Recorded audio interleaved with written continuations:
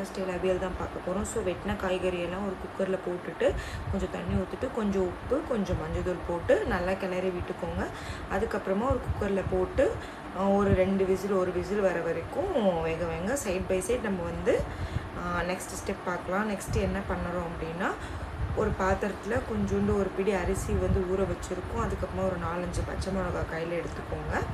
அதுக்கப்புறமா ஒரு மூடியில் அரை மூடி தேங்காய் வந்து எடுத்துக்கோங்க. அந்த தேங்காய் வந்து சின்ன சின்னதாக கட் பண்ணி இந்த மாதிரி குட்டி குட்டி சைஸாக கட் பண்ணி அதுக்கப்புறமா சைடில் வச்சுக்கோங்க. அப்புறமா ஒரு மிக்சர் ஜார் எடுத்து தேங்காய் போட்டு அதுக்கப்புறமா ஊற வச்சுருந்த கொஞ்சோண்டு அரிசி அதுக்கப்புறமா 4-5 பச்சை மிளகாலாம் போட்டு நல்லா பேஸ்ட்டாக கிரைண்ட் பண்ணிக்கோங்க. அந்த கன்சிஸ்டன்சி எப்படி இருக்கணும் அப்படின்னு பார்த்தீங்கன்னா, ஒரு நல்லா ஒரு கெட்டி சட்னி, ஒரு தேங்காய் சட்னி அந்த கன்சிஸ்டன்சியில் இந்த மாதிரி ஒரு கன்சிஸ்டன்சியில் ஒரு திக்கான கன்சிஸ்டன்சியில் எடுத்து வச்சுக்கோங்க. பாருங்கள், ரொம்பவே நல்லா வந்திருக்கு.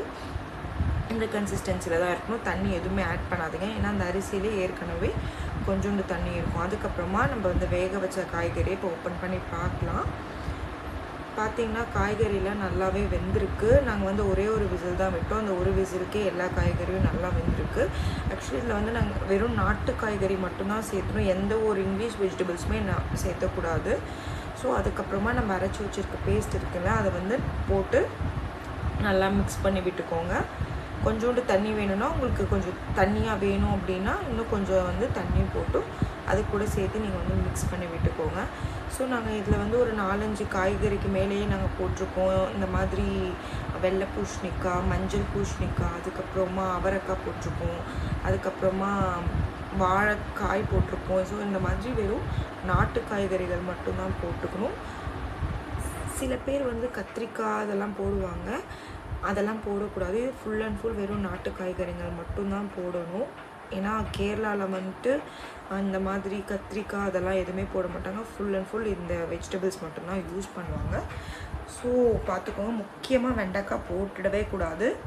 அதுக்கப்புறமா மறுபடியும் ஒரு ஸ்பூன் எடுத்து நல்லா மிக்ஸ் பண்ணி விட்டுக்கோங்க. மிக்ஸ் பண்ணி விட்டுட்டு அதை மறுபடியும் நம்ம வந்து குக்கரில் வச்சு வந்து வேக வைக்க போகிறோம். அது வந்து நல்லா ஒரு அந்த பச்சை வாசனைலாம் போயிட்டு ஒரு கொதி வரணும், அந்த மாதிரி வைக்க போகிறோம்.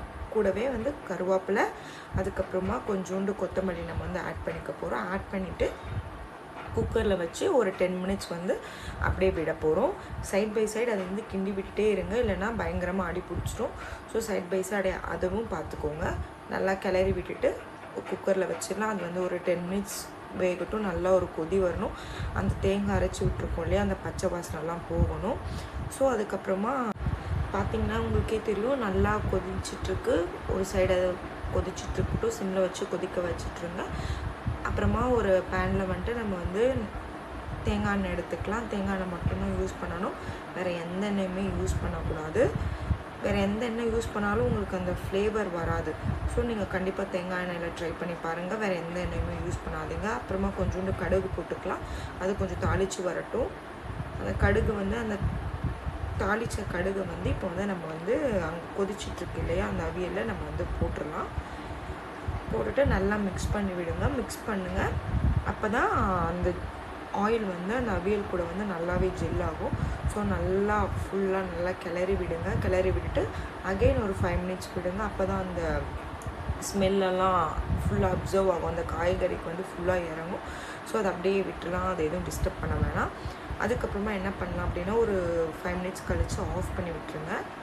பாருங்கள், ஆஃப் பண்ணியாச்சு. எங்களுக்கு உப்பு பத்தல, ஸோ நாங்கள் மறுபடியும் சால்ட் ஆட் பண்ணியிருக்கோம். ஸோ நீங்கள் அதை பார்த்துட்டு சால்ட் தேவை அப்படின்னா ஆட் பண்ணிக்கலாம்.